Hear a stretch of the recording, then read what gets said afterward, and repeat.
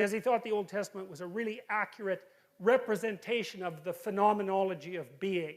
It's like, stay awake, speak properly, be honest, or watch the hell out. Because things will come your way that you just do not want to see at all. And it might not just be you, it might be everyone you know and everything about your culture that is demolished for generation after generation. It's like, stay awake and be careful. And I think that people only don't believe that when they're being hubristic.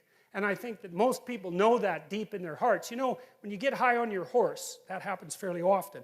If you have any sense, you think, geez, I better be careful and tap myself down a fair bit, because if I get too puffed up, man, something's going to come along and take me out at the knees. And everyone knows that. Pride comes before a fall. It's like, if you have any, that's why it says in the Old Testament that fear of God is the beginning of wisdom.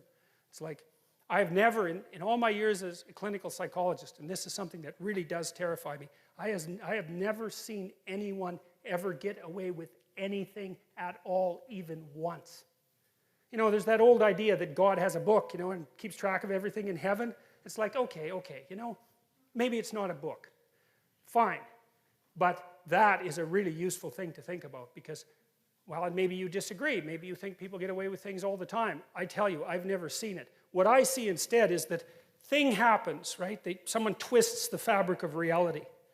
And they do it successfully because it doesn't snap back at them that moment. And then like 2 years later, something unravels. And they get walloped and they think, oh my God, that's so unfair. And then we track it. It's like, well, what happened before that? This.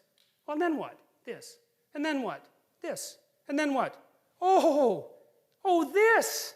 Oh, that's where it went wrong. It's, yeah, because you can't twist the fabric of reality without having it snap back.